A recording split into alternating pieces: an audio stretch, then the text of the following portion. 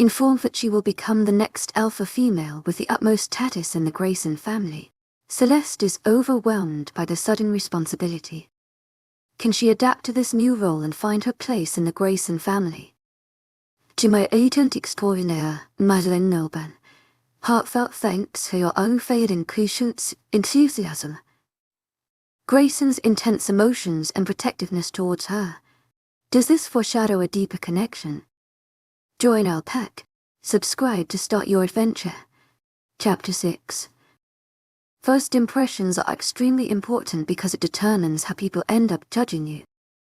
Usually you would want to make the best first impressions when meeting with the guy's parents. But in this case it's a bit different. I want to introduce you to my parents. Again I looked at him like he's insane. Why does a pretty face like his have to be in the body of an insane person? You're going to introduce me to your parents. I repeat what he just said with disbelief. You're going to take me to your folks and say, "Hi Mom and Dad."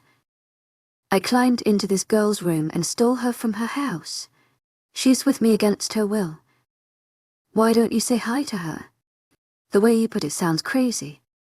I yell. He casually walks up the front porch and unlocks the front door. I'm home. Gray yells and his voice echoes across the huge expanse of his house. He strides inside like a man who has just won $1,000 and not like a kidnapper about to take his victim as a hostage. Are you going to put me down? Annoyed and still dangling over his shoulder. I feel my hands and feet were going numb from lack of circulation. Nope. I kind of like the view. He laughs and my cheeks burn in mortification and maybe slight embarrassment that a good-looking guy likes my butt. Celeste. Don't be embarrassed when your kidnapper is hitting on you. What's wrong with me? Since I have nothing to do but hang here, I started stating at the nice hardwood floor. Like the rest of this house, they too were expensive and smelled like they were brand new. I hear footsteps and a few seconds later a woman's soft voice. To my agent extraordinaire, Lycan Love, heartfelt thanks for your unfailing patience, enthusiasm. You're back. Oh, so his real name is Greyson. Grey sounded kind of shady. The woman gasps as soon as she notices what he brought home.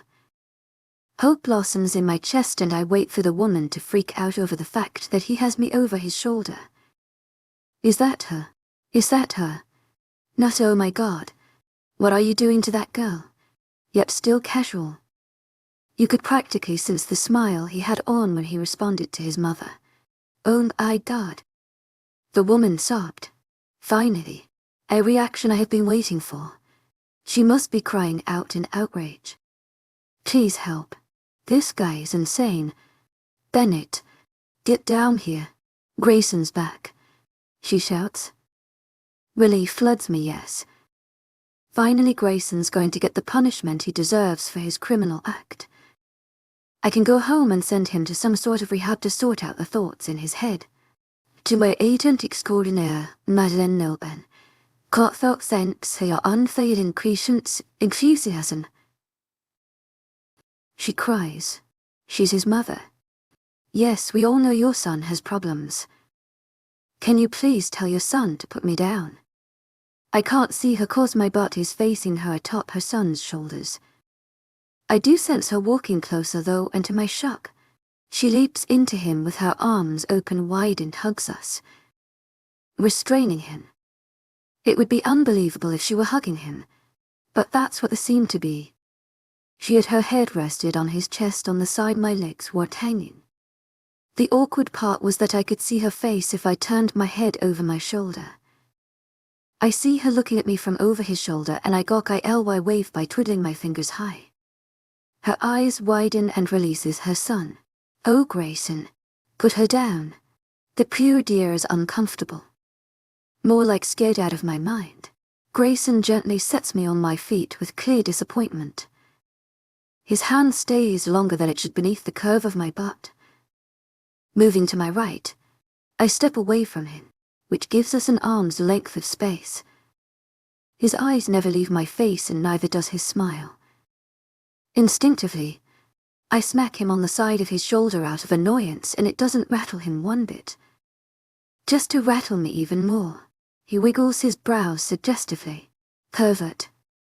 I swing my hand to hit him again, but he dodges it his time and catches my hand in his. His lips lift on one side, giving me a cocky half smile. A guy is allowed to ogle his fianc. "I'm not your fianc," I yell at him. "Yes, you are," he and his mom say in unison. I look between mother and son, like they're both aliens. "What?" I point at his mother. "What's wrong with you? You are not creeped out by this?" I gesture my hands between us. Your son comes home with a stranger dangling over his shoulder. A stranger he kidnapped. His mother looked a lot like him, except she had slender features. He was tall with a muscular build. They both had on a mischievous smile and the same dimples. Greyson had her dark hair, but different colored eyes. While his was a bright silver, his mother's eyes were a clear green. "You're a guest in this home," she says matter-of-factly. I look at her with my mouth hanging. "This is how you invite people to your home?" His mom giggled and they share a look of amusement. "She's a firecracker. You choose well," she whispered to him. "I know." He seemed pleased. "Why don't you take her to her room? Run her a warm, relaxing bath and I'll have Lexi look for clothes she can wear. We can deal with introductions later," she instructed him. "I'm in a house full of psychopaths." I'm stunned to stone. What the hell was going on here? These people weren't normal. I had to find my way out of this place. I search for an exit. You can't run away. You don't know the way home. Noticing my intention, "I'm not staying here with you." He simply nods at my response and extends his hand, offering me to take it. "Come with me." His voice a little softer, as if talking to a frightened kid. His voice wasn't said out loud. I heard it in my head, or did I just imagine that? Nonetheless, his open palm was right in front of me, waiting for me to take it. Without realizing, my hand was already inching closer to his. Before I could take it back, he grabbed it and pulled me along his side. Once our hands touched, it was like my body was compelled to follow him. He was guiding me behind him, and all I could do was stare at his broad back. I was so transfixed by the strange reaction from our touch that I wasn't fighting him all for arguing. He stops in front of a door and turns the knob. "Wait on. Hold up, a minute." Red flashes sprang up and I dug my heels to the ground. I pulled my hand back, but he doesn't let go. Instead, he turns around, wondering why I'd just stopped him. "Why'd you stop?" "You are taking me into your room." I said the obvious. He arches his brow. "Yay, so what of it?" I give him an "are you kidding me" look. "I don't know you. You kidnapped me. You are forcing me here against my will, and now you're taking me to your bedroom. I think that's 3 strikes, I'm out." I shake my hand, trying to get him to loosen his grip, but he won't let go. Our arms look like jump rope together, swinging around back and forth. He studies me with a nod. "I'm just showing you to your new room." Unmentionable things pop into my head, and I start to hyperventilate. A newsflash, bud. I never said I wanted to check in at this hotel. Do you not understand English? I've been telling you multiple times that I want to be taken back home. He finally lets my hand go. In a weird turn of events, he looks like he's about to cry. "Your determination is quite admirable. I find myself attracted to you more." Holy, this man is beyond weird. I wasn't sure how to respond to that, but I keep a safe distance between us. He smiles and his arms reach out for me again. I attempt to dodge him again, but ungracefully bump my hip into a table, causing some picture frames to rattle. Who puts a table in the middle of a hallway? "You okay?" he asks, concerned. "Shut up. Freaking hot." I groan in annoyance. He doesn't get it, goes he? He lowers his head to peek at my face because I've lowered it. He disguises his laugh with a cough and playfully paws at the hem of my shirt. It rolls up and exposes a little bit of my flat belly. I swat him and he grabs the fabric again like we were playing some sort of game. Let go, you're going to rip it. Then stop struggling. He teases back. Please, Greyson, if you're going to do the nasty, at least get a room. Another female voice says out of the blue. I turn my head to see a young girl. A teenager, probably a little over Trent's age.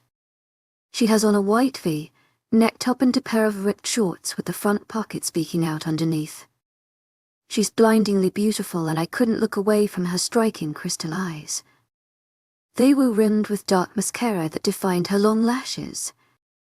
Any girl would look at her and be jealous of her black silk hair, full red lips and tall frame. She sure knew how to work that look intimidating lie.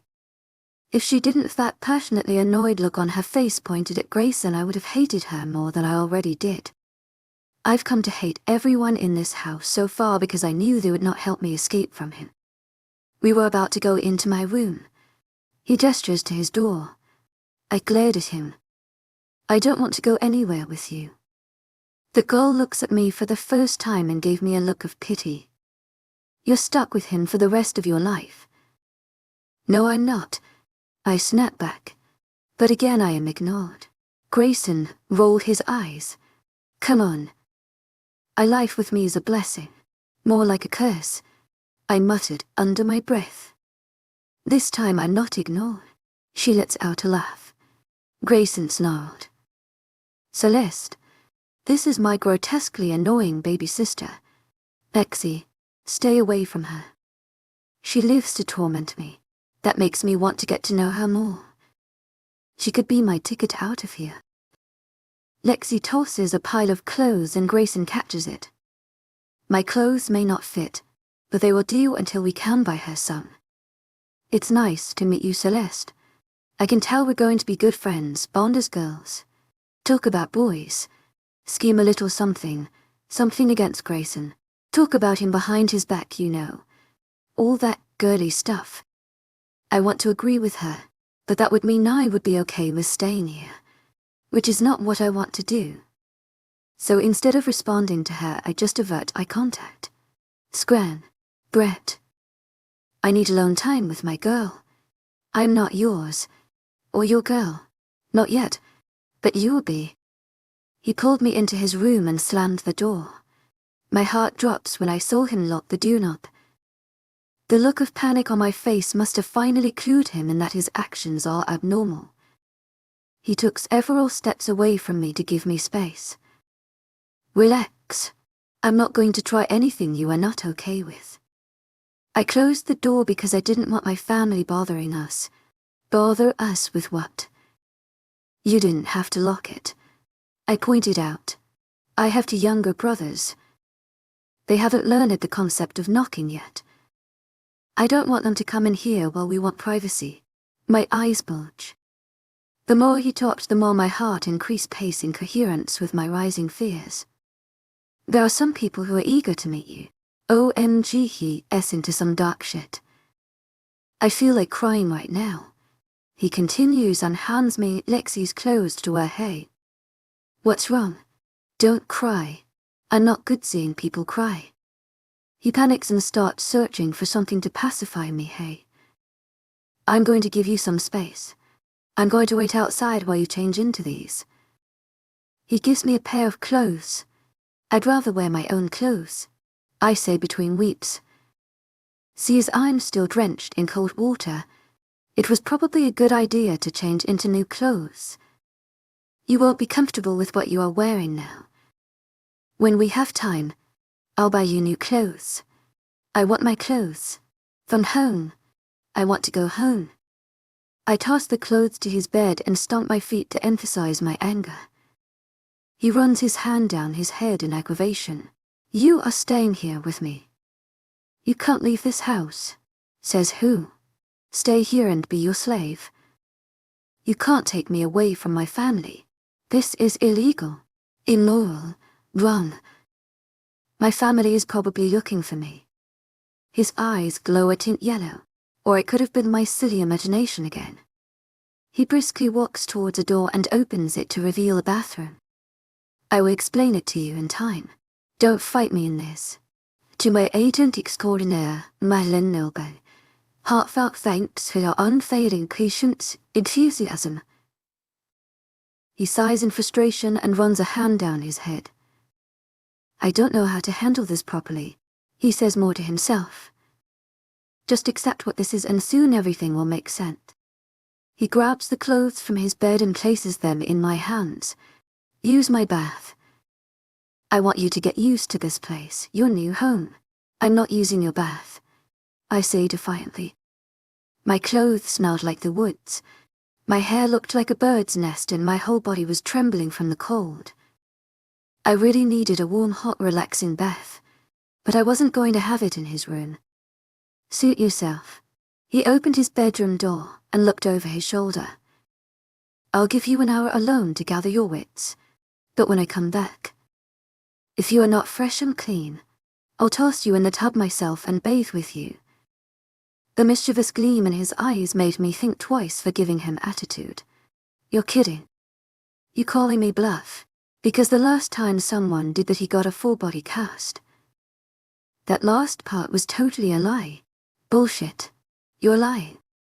I widen my stance and puff out my chest, then decide maybe that was a bad idea, because his eyes lower down again. Want a bet? He winked before closing the door. He was trying to charm me, as if I'd fall for it.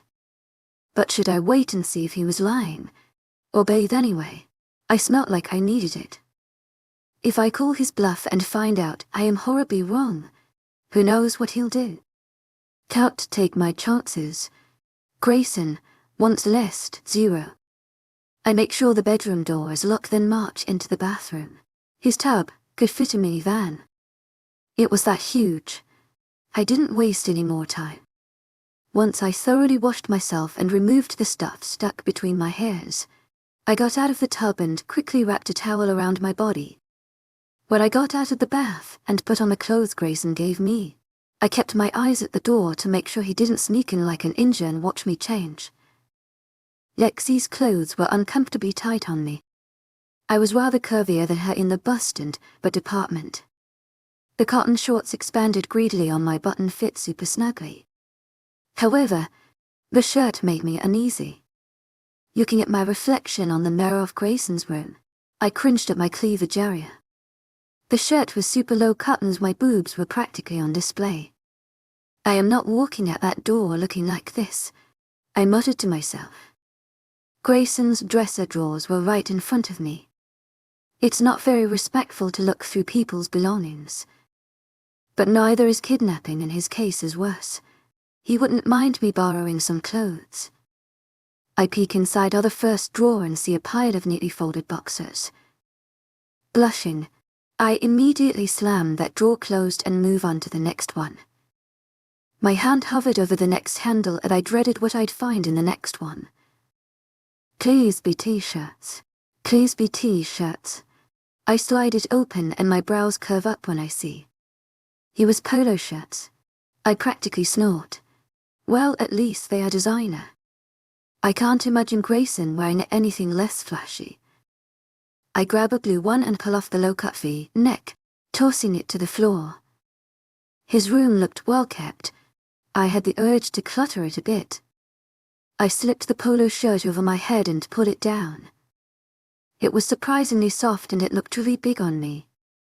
The shorts were barely showing that I looked bare-assed. I had an urge to check out his closet next, but suddenly his door swung open. I thought I locked that. Two little boys rushed in and tackled me down onto the bed. A scream escaped my lips as I fell backwards. One of them drills his head into my stomach. Both tiny arms wraps around my waist and the other one holds onto my legs like a koala. Their laughter echoed across the room and all I could think about was evil little trolls. Get your slimy hands off her. A man's deep voice rang authoritatively. And sure enough, their slimy little hands got brown handprints all over me. I hoped that the brown stuff wasn't what I thought it was.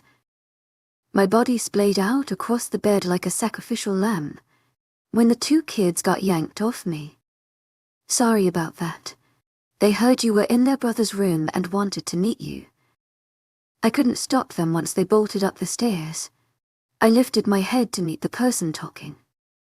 To my surprise, it was an older version of Greyson. He was like a carbon copy of the younger version, but slightly more aged and starting to grey. Don't worry, it's peanut butter. They just had breakfast. He pointed at the brown stuff on my shirt. The two boys restlessly jump up and down, and as if that wasn't enough, they both climb on top of Greyson's bed to leap higher.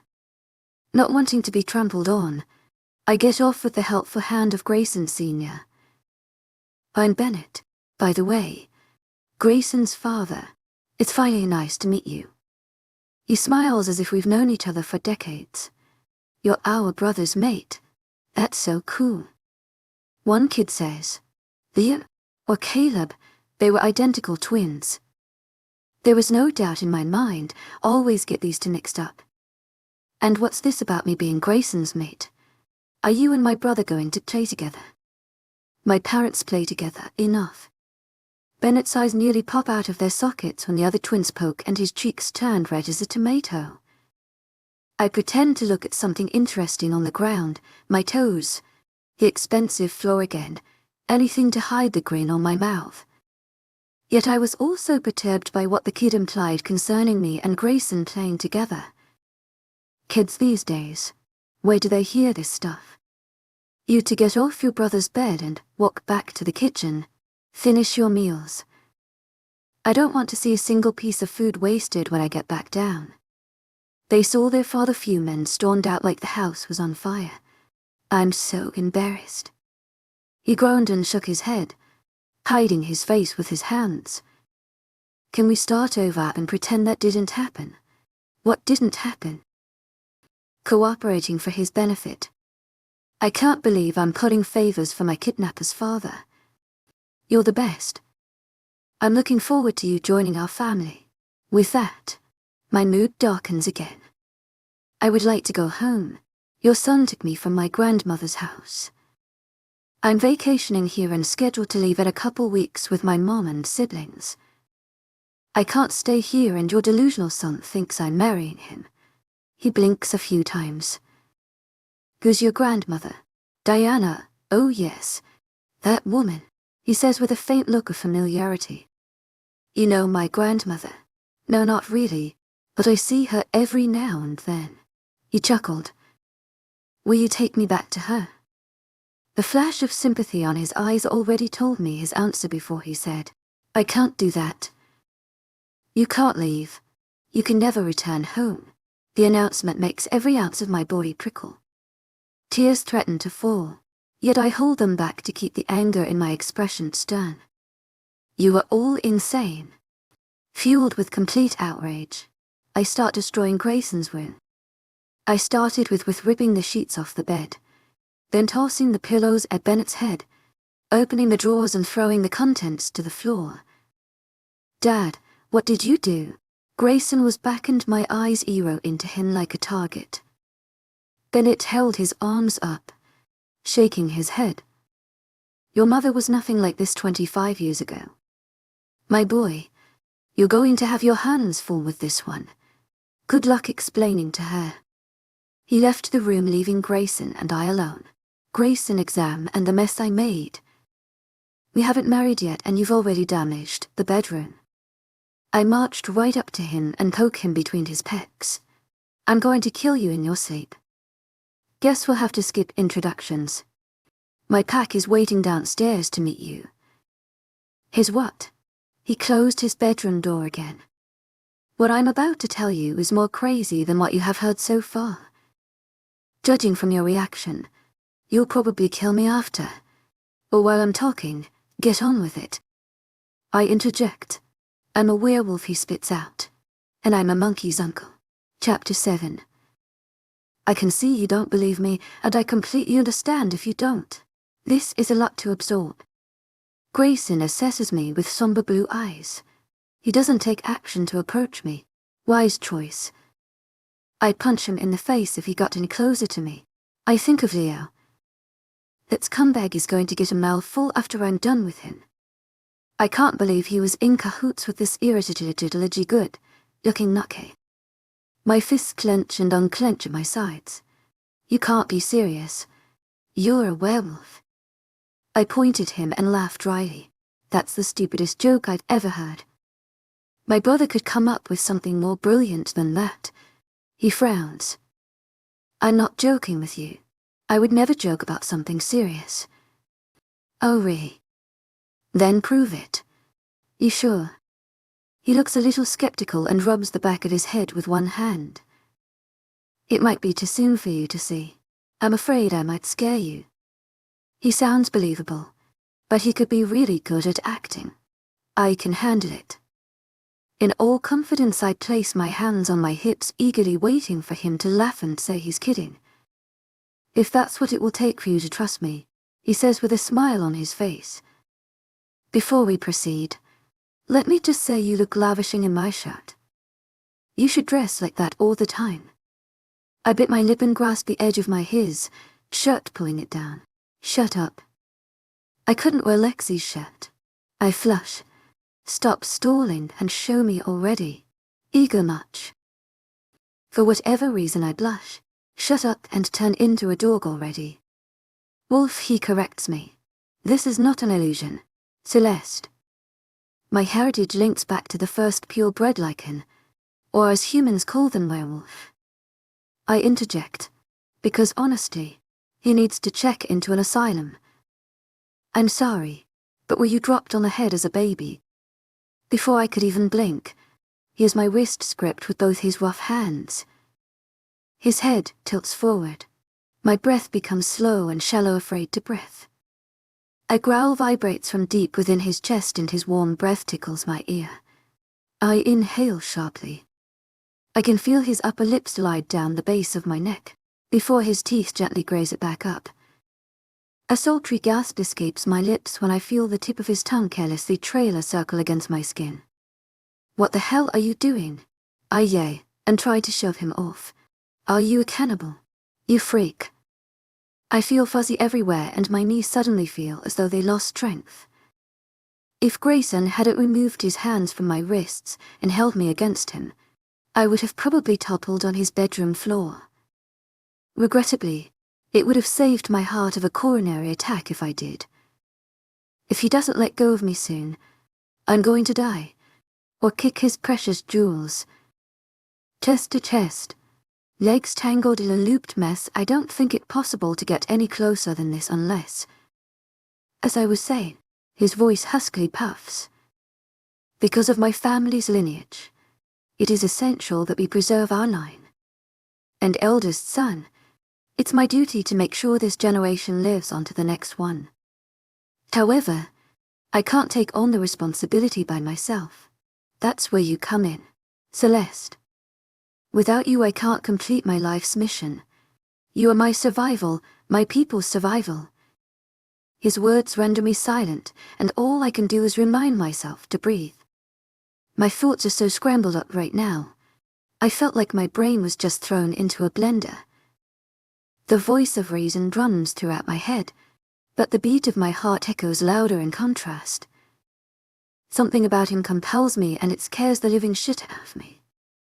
If shifting into my wolf is what it takes for you to trust me, then I will show you. Don't be scared. I would never hurt you. Too late. I was already scared.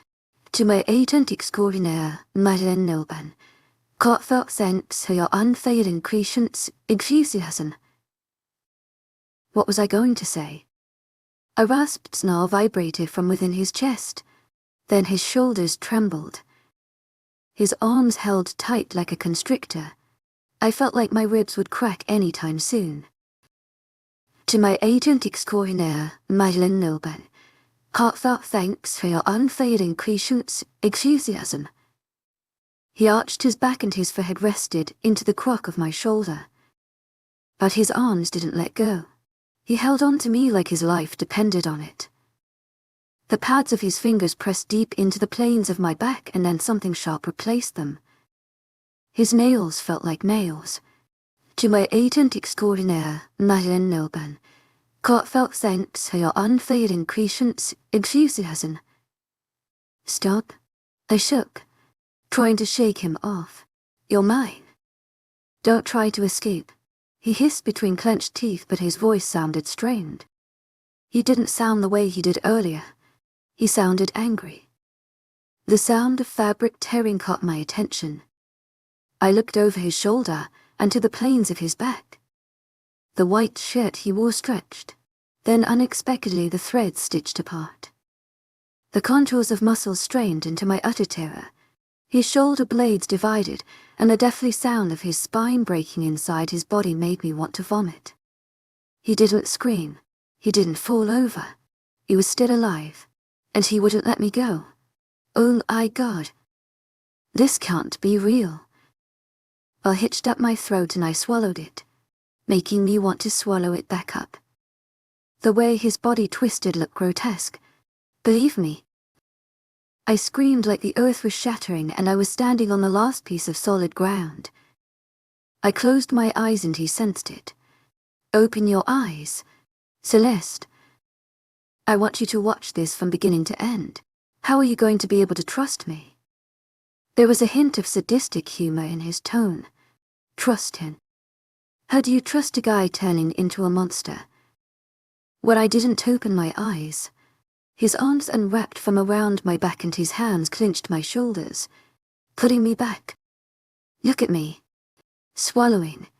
I opened my eyes and Greyson was gone now. He was still standing in front of me, holding me, but this wasn't Greyson. This felt like a whole different person. His eyes were no longer blue. They were shining bright yellow like a haunted moon. The look in them was pure possessed lust, animalistic. If I describe it in one word. Look at me, he said again. His nails dug into my shoulders and I cried from the hurt. Who are you? I was scared of the sight of Greyson. He paused. Then suddenly he let go and threw his head back. I saw his teeth elongate before he growled and rolled to his side on the floor. He wasn't writhing in pain, not at all. He looked to be curling into a ball, preparing his body for a massive change. In less than 30 seconds, his body completed some sort of transformation.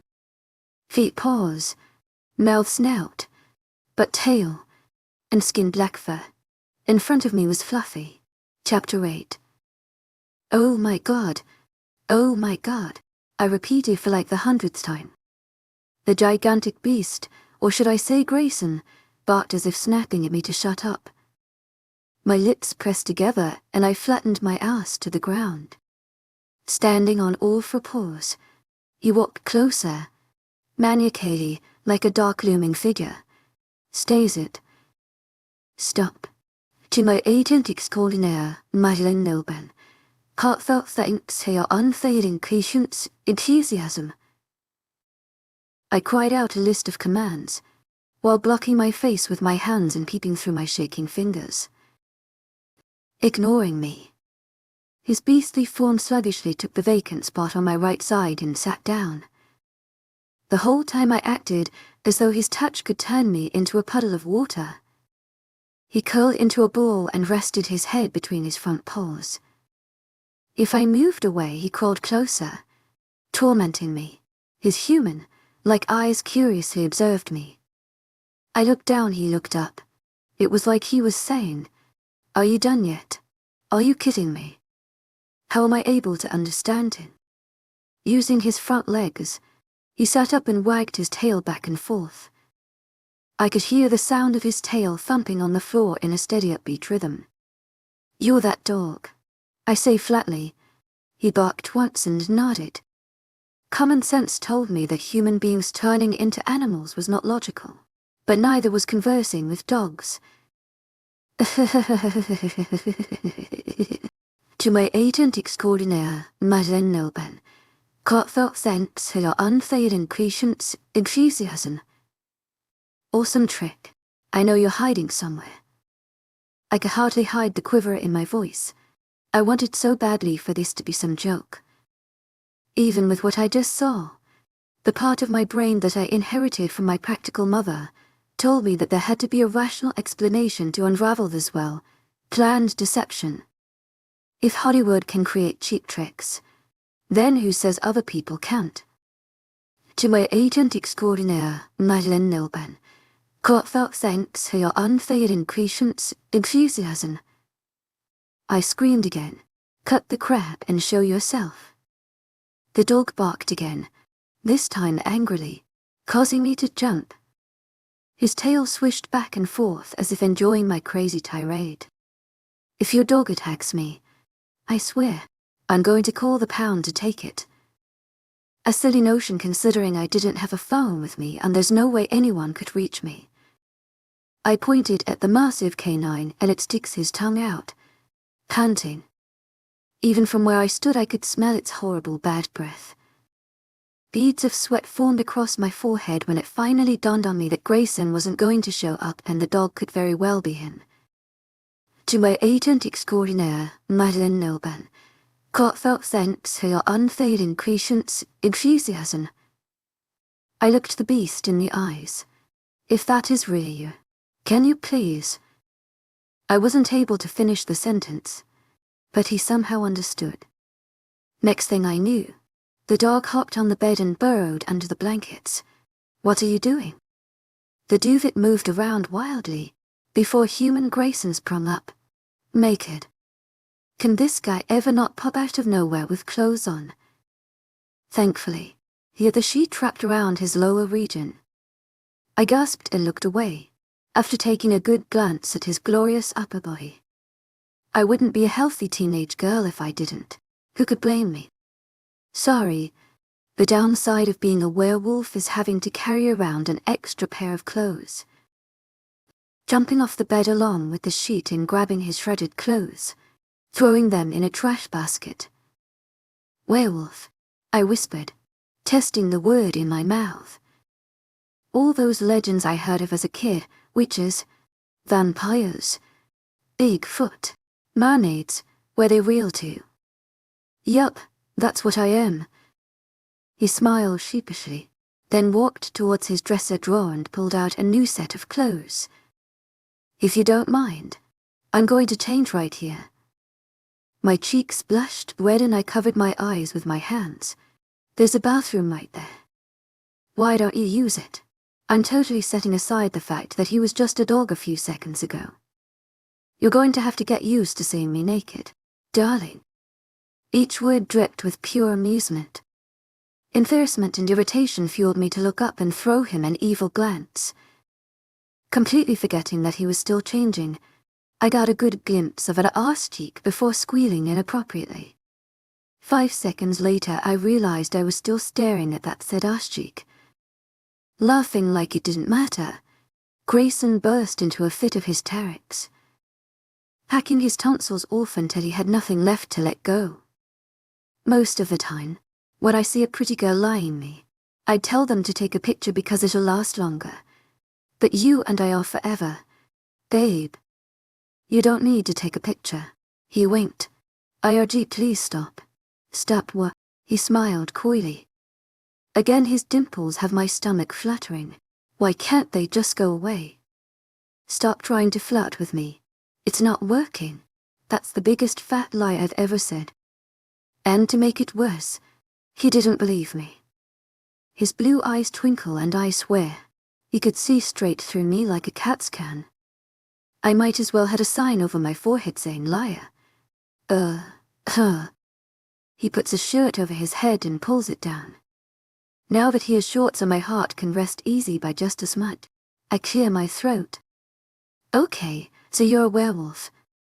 I am. A flinch, a twitch, or a curve of the corner of his lips, nothing. No indication that he could be lying.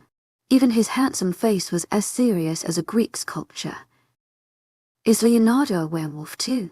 His teeth clenched and his jaw stiffened. Yes, why do you ask? I shrug. I'm just wondering. If Leonardo is a werewolf, then Vincent must be one too. Suddenly a shiver of fear spreads through me for my sister's safety. I'm starting to realize how much you wondering makes me uneasy. Why are you suddenly asking about Leo? Do I hear a hint of jealousy in his voice? No reason. I just want to know if I have a chance kicking his sorry ass for getting me in this situation.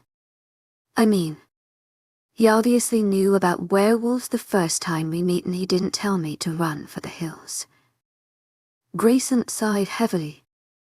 If you ask nicely, add a peck on the lips, I'll kick his sorry ass for you. As if. No way. He must be senile. I'm not kissing you, and I fight my own battles. Whatever, I'm still going to beat him to a pulp for flirting with you. One of his incisors peeked from between his lips and I swallowed at the thought of it puncturing through my skin. Dear God, I hope he doesn't find out I sort of flirted back with Leonardo just a tiny bit. You have no right. I'm not yours, I point out, narrowing my gaze at him. From the first time I sensed you, sweetheart, you were mine. His ending note came out at a growl. The vibration sent chills down my skin from the top of my head down to my toes. I tried my very best not to show him fear, but I had no doubt he could smell it. Crossing my arms over my chest, I inhaled deeply and said, I don't know if you know this, but I am a human being and as a human being I have the right to live as I choose. I am neither a thing you can play with, own or take advantage of. I want to leave this place, go home and you and your hocus pocus or whatever can just take a shit. I turned on my heel and headed towards the do, after mentally applauding myself for keeping my backbone. Hold on a minute, I feel the tug on my shirt. I look back to see him pinching the fabric between his thumb and index finger. With as much effort I could afford, escaping his hold was impossible. Ironically, I felt like a dog tied to a leash. Let go. Jerk. I screamed no. That's when I screeched like a banshee and nearly broke the glass. Okay, maybe not. But if I had used a higher octave I would have. Great. You've graciously announced yourself to the whole house. Greyson muttered. What does that mean? I struggled more, making it twice as difficult for him to bind me into his hard muscular arms. At the same time, I felt his hesitancy to crush me as if he could squeeze me like a tub of toothpaste. PUH, Lise. Guys who overestimate themselves are so annoying. Touch my butt one more time and you're going to have to say sorry to your hand, mister. You are too freaking adorable. You know that. He sounded sarcastic, but at the same time it felt like he meant it to. I grumbled loudly, letting him know how much I hated him and hid how much my thoughts of him being so close made me feel sizzling warm. Again his arms grazed my bare skin. The warmth and weight of him made my body aware that Greyson was not a boy, but a man. To my agent extraordinaire, Lycan Love, heartfelt thanks for your unfading crescent enthusiasm. It's your father. What happened? Did you mark her? The whole house heard her scream. Fists pounded at the door. Shit, Greyson muttered. I looked up and saw his cheeks turn a shade of red. What does mark mean? And why are you blushing? Greyson was fired so many questions by more voices from the side of the door, but none were answered, even mine. To my agent extraordinaire, Lycan Love, heartfelt thanks for your unfading crescent enthusiasm. Honey, now it was his mother. I know you just found her, but I think it's a little too early for I didn't mark her. Greyson practically roared. The people on the other side silenced. Someone could have dropped a coin on the carpet and we could have heard it. Oh, was his mother's only response until a curt giggle sounded after it. Lexi, go back to your room, Greyson shouted.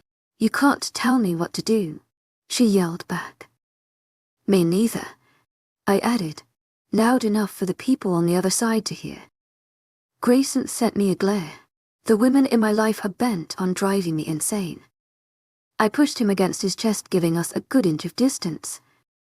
I wanted more space, but it looked like he wasn't allowing it. I'm not going to be any part of your life, I spat out. Oh yes you are, he bickered. No, I'm not. Yes, you are. No, yes, please stop. You two are sounding like the twins. Bennett groaned. So his father was out of the group outside too. I wonder how many people are listening. I didn't mark her dad. She screamed because I touched her. He explained. Inappropriately. His mole masked innocently no. Both Greyson and I said in unison, our faces were both bright red. These people are so lewd. Oh, his mom said again. That's good then. Though I expect my first grandchild after the wedding. Oh my God. Mom, it's not that easy. Greyson said. Stop. Stop. Sure it is. You stop. I clasped my face with both hands. Take me home. I want to go home. To my agent extraordinaire, Lycan Love. Heartfelt thanks for your unfailing patience, enthusiasm. Greyson cursed under his breath and grasped my shoulders, hoping to calm me down. Look what you did, Mom. You freaked her out. I'm so sorry, Celeste. I didn't mean to. She appeared sincere, but at this point I didn't care. I want to go home. Crying was kind of foreign to me. The last time I cried was probably when my father died. I promised myself I would always appear strong in front of my mother and siblings, but they aren't here. I'm along with a werewolf and his whole family. I'm guessing are werewolves as well. I'm allowed to cry. My fingers start to shake and feel numb.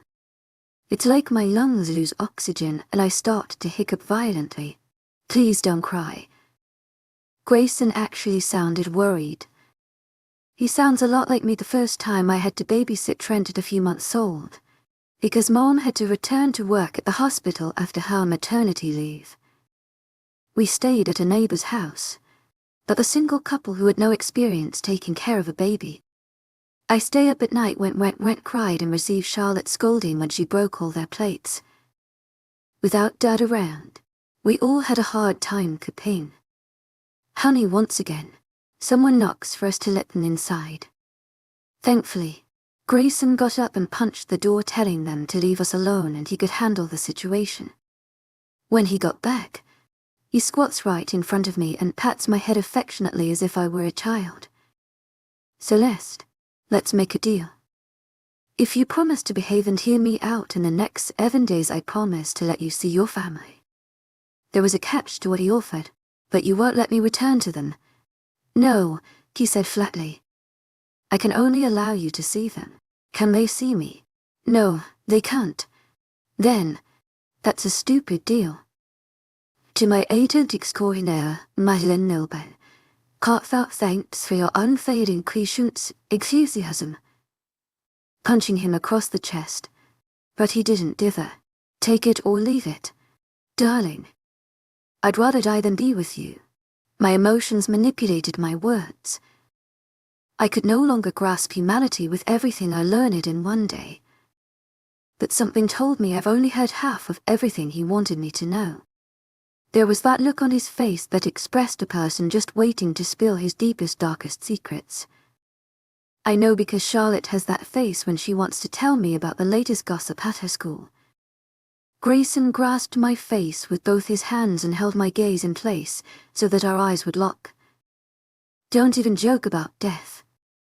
I swear to you, if you utter those words again, or anything like that, I will not leave your side even if it's for the bathroom. I gulped, staring wide-eyed back at him. He looked at me with utmost seriousness. I felt like a tiny mouse beneath his feet. Do you understand? Celeste. Never. I won't. It wasn't a lie.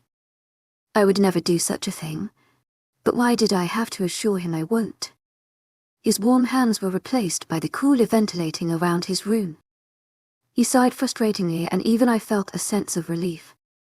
I'll think about allowing you to see your family again, but please give me a chance. I will never try to hurt you. He sounded like some crazy kidnapper. The way he just took me and assumed I would happily go along with his plan.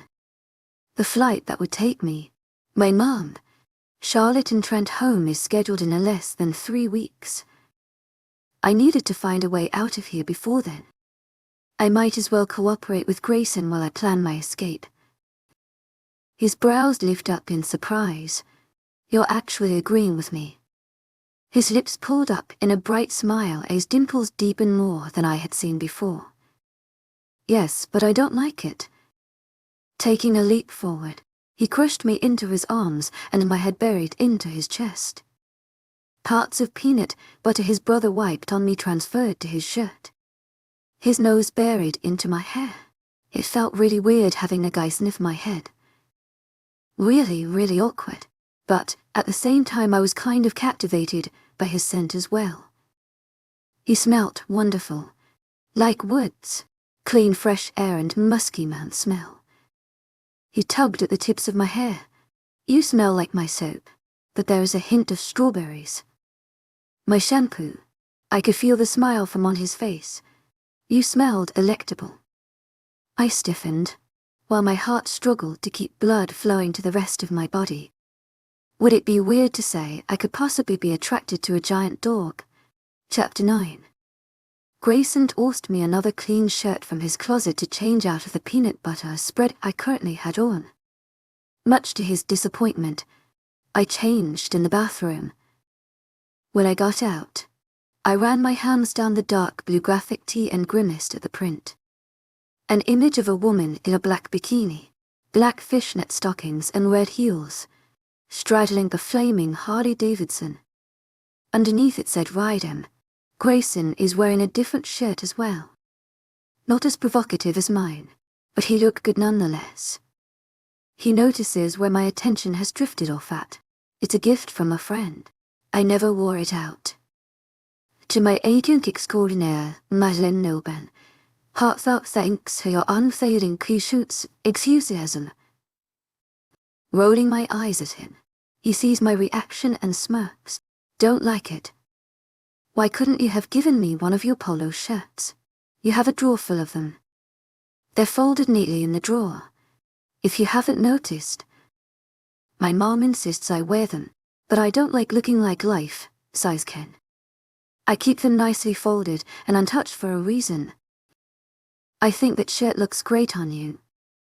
In an instant my face is warm again, and I looked away to hide the obvious flush. So, what's next on my kidnapper's agenda? He walks across the room to stand by the door and leans his back to it, crossing his hands. You make me sound so evil. The frown on his face makes me feel like the bad guy. His whole physique screams bad boy. And I don't think me pointing it out would enlighten anyone when one glance at him makes it plain and obvious. But if he's that clueless, I'll explain it. For one thing, you turn into a carnivorous beast and you kidnapped me. I remind him again. He rolls his eyes as if it were no big deal. It's for the good of the community. What part? I shoot back. How does the community benefit from him taking me away from my family? The only logical explanation my head could think up is the food chain, and it involves him turning into that legitimate dog and eating me alive for the sake of the ecosystem. He shits me out. The bugs are happy. The rats can live their lives. Larger rodents can crawl happy knowing their previous meal was delicious. And dogs like him can eat good meat and kidnap defenseless like girls like me, all over again. It's the circle of life, in a messed up PG-13 reality. Greyson shakes his head. A lot of things. He opens the door and surprisingly, no one is eavesdropping on the other side. I expected a gaggle of people with cups against the door. Come on, we're going to meet some eager people. We have time to meet a few. Following behind him, I scurry like a rat because he walks in large hurried steps. Are they part of your cult? He looks over his shoulder at me weirdly. How many times do I have to tell you? It's not a cult. We are called a pack. Like a pack of wolves. Yes, yep, definitely a cult. Which practices voodoo witchcraft. That's why he can't transform into large gigantic dog. Their pack is going to make me their sacrificial bride, or something, and he will eat me alive like Red Riding Hood. Didn't that happen in King Kong too? The girl is offered by the tribe people to the massive animal as a sacrifice so that the beast won't go apeshit and kill them all. My face must be transparent because he knew exactly what I was thinking. You're not going to be sacrificed. To my agent extraordinaire, Lycan Love, heartfelt thanks for your unfailing patience, enthusiasm. I would never allow that. From now on you will trust your life to me. Do I get a choice? Trust my life to you. In your dreams, like I said before, I can take care of myself. He smirks before leading me to the stairway. We slowly climb down, because Greyson occasionally turns around to face me as he spoke. Look how well you've been so far, he says sarcastically. Against a werewolf you can't even stay on your feet. I easily carried you like a sack of potatoes more than once. My enemies lurk outside these boundaries. I'm kind of a big deal among the werewolf community. There are other packs with people like me who enjoy trying to piss me off. Taking you would piss me off. To my agent extraordinaire, Lycan Love, heartfelt thanks for your unfailing patience, enthusiasm. From now on, I don't want you wandering around without an escort. Or without me. There goes King Kong thumping his chest. Proves my earlier point. I thought no one can enter that maze. No human can enter that maze. I may have tight security in and out of this secret sanctuary, but there are cracks. There was hope for me after all. He lifts an eyebrow at me. Don't even think of turning those gears in your head. You will die in that maze if you tried attempting to escape by yourself. A werewolf can maneuver through it using his sense of smell. It happened only one time. A rogue entered in the maze and got inside. What's a rogue? My curiosity gets the best of me and I can't help but ask another question. His lips hardened in a straight line and he looks at me frowning. They are criminals kicked out of their pack. They wander around, causing trouble at territories they come across. Traveling alone causes them to turn mad with hate for those, like us, who are part of a pack. Who is the rogue that crossed the maze? He turned around not hearing my question, or he chose to ignore it. You've met my father. As soon as I got off the last step, Bennett appeared out of thin air and smiled at us, and especially at me. Celeste, you look at ease. He was referring to what happened earlier, when I ransacked Greyson's room and almost hit him with a pillow. I offer a half-hearted smile back, but if I stretched my lips wider they'd surely crack. Instead I looked like a person suffering from a bad twitch. Are you okay? Bennett asked. Why wouldn't I be? The twitch on my upper lip probably freaked him out. It's a bad habit of mine. When I talk to someone, and I'm not in the mood to, my lip, or my eye twitches. It's super weird and my mom is extremely bothered by it. Our fights usually start once she sees that twitch. Bennett paused, also noticing the venom in my voice. Greyson looked between me and his father, then placed his hand on the side of my waist. His touch made a shiver run down my spine. Everything below my navel tingled and I slapped his arm, bothered by the strange sensation. Greyson's eyes darkened, his face hard. This time, he demanded my obedience and I was terrified to disobey. There are times when I feel as though I'm confronted by two parts of Greyson. The bad and good side. Right now, his bad side was clutching my arm in an action of control. I tilted my chin down almost so that it was touching my chest. He intertwines our fingers, then tucks my arm under his, holding my palm down so that his other hand could engulf it. Your hand is so small and fragile, compared to mine, he says more to himself. You can easily get hurt if I'm not careful with you. Our eyes meet and the darkness in his pupils have disappeared. Son, everyone is waiting. I forgot Bennett was still in the room. Greyson nods. The faster we get this over with, we can get to know each other more. They take me to another grandiose room and inside. About more than 20 people are there waiting. The first I notice is Leah. Hey, the dark blonde smiles. waving at me from across the room. I sent him a death glare, not equal to the one Greyson was sending him now, but at least he knows I'm still mad at him. Don't speak to her, Greyson growls. Immediately Leo's face turns firm and he obediently bows. Forgive me. To my agent extraordinaire, Lycan Love. Heartfelt thanks for your unfailing patience, enthusiasm. Gone was the humor in his face and so was the smiles of everyone else in the room. To my agent extraordinaire, Lycan Love. Heartfelt thanks for your unfailing patience, enthusiasm. That word again. To my agent extraordinaire, Lycan Love. Heartfelt thanks for your unfailing patience, enthusiasm. Introduce Celeste to everyone. His mom comes forward, killing the silence. Greyson snapped his head to his mother, then back at the waiting crowd. And with a loud voice he says, "Everyone, I would like you to meet Celeste. She will become our next alpha female. Please treat her with the utmost respect you treat me. Any disrespect will be treason against me."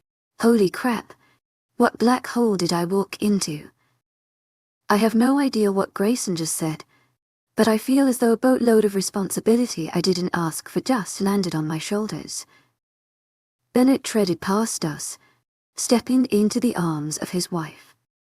The couple turned to the crowd like a regal king and queen. It was like I had stepped into some teenage girl's romantic sci-fi dream. Last night, during the taking, Greyson successfully found his bride. Her pack will thrive. A round of cheers and gleeful hollows quaked the room. Everyone is celebrating and I'm standing there like I just pissed my pants some. I didn't sign up for this, was the only brilliant response I could say under the uproar. It was barely a whisper, but apparently everyone has supersonic hearing. Like a concert hall, the spectators silenced, waiting to hear me make some impressive speech. I don't want to be here. I shrink at the 20 pair of eyes staring at me. Don't even mention the guy trapping me in his steel arms. I don't want to look up and see those sullen eyes again. But I can feel his grip on me, as rigid as ever. Greyson's mom was the first to speak. "We know, dear. The hell you know. You're not standing in my shoes." Bennett held up her hand and kissed the back of her palm. The look of adoration for his wife made me want to leave the room and give the two a minute of privacy. It's as if it were only yesterday. He breathed, hugging her closer in his arms. His wife chuckled. "I didn't give you an easy time either. 25 years ago, my mom underwent her experience last night." Greyson muttered behind my ear. I turned around gaping at him. My father took her from her house on the night of an eclipse too. I pulled away from him, wrenching his hands away from him and stepping back. He pulled at first, but with a room full of people of detaining me if I tried to escape, he eventually let go. The sound of heavy panting drowned my ears. "Take slow breaths and close your eyes. You're having a panic attack." I heard his mother's voice. "Someone get a chair." I could hardly think with the room spinning. In front of me, two Greysons held up their hands as if trying to catch something. I felt a hand on my shoulder and my body fell backwards until my butt sat on a soft cushiony surface. "Greyson, get back. Let me take care of this," his mother said. "No, we are putting her in a lot of stress. Give her a moment to relax." My body felt so warm, but my hands were cold to the touch. Instinctually, as if to protect myself, my arms crossed over my chest and I held onto my shoulders. "That's it. You're okay. You're doing amazing. Keep breathing slowly." I was sure it was her fingers that caressed the top of my head. Before Bennett came into my life, I had recently graduated from college with a Bachelor's of Science in nursing. My first job was a pediatric nurse. At the mention of nurse, I immediately thought of my mom. My breathing turned into weeps, then hiccups, and soon I was crying like someone just died. It might as well be that. I am never going to see my family again. Oh dear. Greyson's mother wrapped me in her arms and rubbed circles against my back. Let it out, hon. You can go to sleep after, she cooed. To my agent extraordinaire, Lycan Love, heartfelt thanks for your unfailing patience, enthusiasm. I think it best for everyone to wait until they formally introduce themselves to her. I know, was his retort. Everyone, you understand. Silently they left. I felt like the worst guest ever, but I also felt like their prisoner. When the door clicked shut, it was just me, Greyson and his parents. Those people are my most trusted officials in our pack. Greyson sat beside me with his hands clasped on the armrest. He kept his hands to himself as he spoke carefully. I wanted them to meet you because I'd like them to memorize your face and know who it is they will lay their lives on the line for. I gasped a breath. To my agent extraordinaire, Lycan Love, heartfelt thanks for your unfailing patience, enthusiasm. His mother snapped. Don't stress her. I'm not trying to. He patronized. Celeste needs to realize that she means so much to me.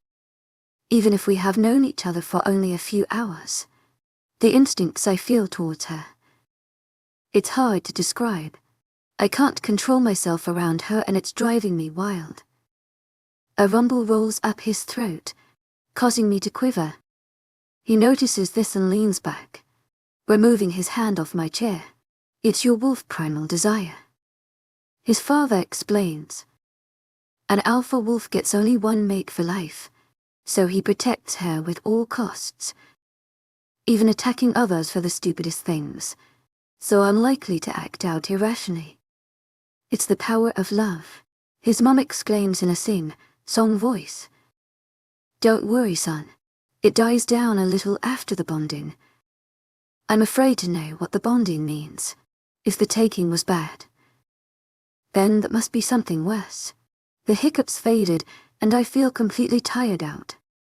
My neck is as stiff as a board and my back is faring no better. Greyson takes a strand of my hair and plays with it. Celeste, I will give you anything you ever wanted in life. But you can't leave me. I need you. He pushes closer towards me that I could feel his breath alongside my face. Son, I think you need to give her space. Your wolf's emotions are getting the best of you right now. That's absolutely normal. But you are soldering her. Bennett takes a hold of his shoulder. Your mother is right. We need to take this one step at a time. I've shown her my wolf. His parents look at each other then at me. She was taken aback a little. To my agent extraordinaire, Lycan Love, heartfelt thanks for your unfailing patience, enthusiasm. Is he kidding me? You think I did this too fast? Bennett nodded feverishly. You're not supposed to show her until you've developed an emotional bond towards each other. No wonder she's spooked. To my agent extraordinaire, Lycan Love, heartfelt thanks for your unfailing patience, enthusiasm. Why do you always do the opposite? I thought it would fasten the process. Greyson groaned. His mum groaned. You are just like your father. No, I'm not. No, he's not. Both father and son spoke at the same time. You see what I mean, she muttered. I couldn't sit another minute with this family. If I can't cope, I might as well find a room in this large house that I can call sanctuary. Standing on my feet, the three stopped their argument. Where are you going?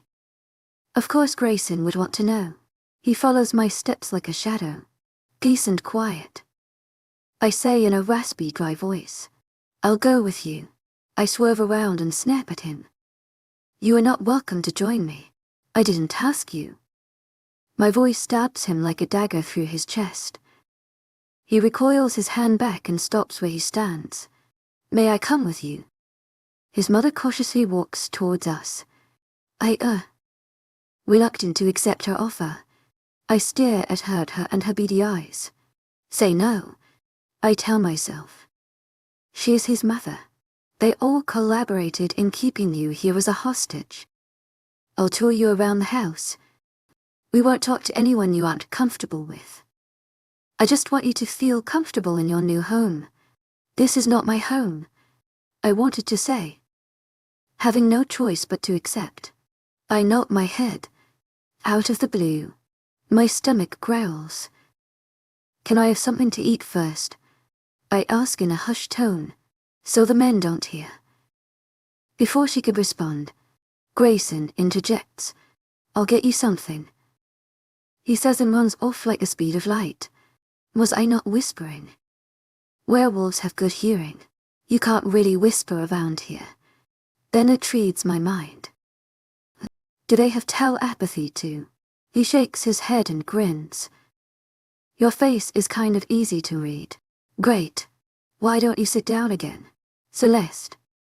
As soon as Greyson comes back with food, you could eat and go for a relaxing tour around the house. Sound good? Sure. It was so hard for me to trust their kindness. When Greyson returned, he brought a cart full of food. I can't finish all that. I tell him, wide-eyed. I didn't know what you wanted, so I told the cook to make all of our best dishes. He has a personal cook. Wow, even Grant thought that. He rolled the cart next to me. To my agent extraordinaire, Madame Nobel, heartfelt thanks for your unfailing patience, enthusiasm. Beef. Pork. To my agent extraordinaire, Madame Nobel, heartfelt thanks for your unfailing patience, enthusiasm. He shows me the variety. A simple burger would have been fine. His brows perk up. I can ask the cook to make that. Before he could run like the wind, I catch his arm and he snaps his head at me in attention. My God, he's literally like a dog. His movements cause me to giggle. It surprised him and both his parents. I cover my mouth in embarrassment. To my agent extraordinaire, Madame Nobel, heartfelt thanks for your unfailing patience, enthusiasm. The corners of his lips pull up into a handsome smile. To my agent extraordinaire, Madame Nobel, heartfelt thanks for your unfailing patience, enthusiasm. To my agent extraordinaire, Madame Nobel, heartfelt thanks for your unfailing patience, enthusiasm. You don't have to get me a burger. The chicken is fine. To my agent extraordinaire, Madame Nobel, heartfelt thanks for your unfailing patience, enthusiasm. He hands it to me and I don't hesitate to gobble it up. However, I did manage to sustain my manners. I just ate faster than usual. Their food is amazing. Our cook is one of the best. Bennett comments, I'm glad you have a healthy appetite. Greyson's mother says, that reminds me, she never gave me her name. I stab a piece of chicken with my fork and plop it into my mouth. To my agent extraordinaire, Madame Nobel, heartfelt thanks for your unfailing patience, enthusiasm. Swallow. If you don't mind me asking. I don't mind you asking. She repeats, smiling. What's your question, hun? What's your name? She draws back in disbelief. Was that a bad question? I panic a little, wondering what just happened. Then she gasps dramatically with both her pals on each side of her face. Oh my God. I'm so horrible. She faces her husband with a look of pure disgust. How could I forget to properly introduce myself to my future daughter-in-law? Still nameless, she punches her forehead with her fists. This is the first time I've met someone who is more of a drama queen than my own sister Mom. Mom, it's not a big deal. I whip-smacked. That's what her head sounded like. When she looked at Greyson. No big deal now. Big deal. She could hate me right now for it. Then when you two have kids, I won't be able to see them.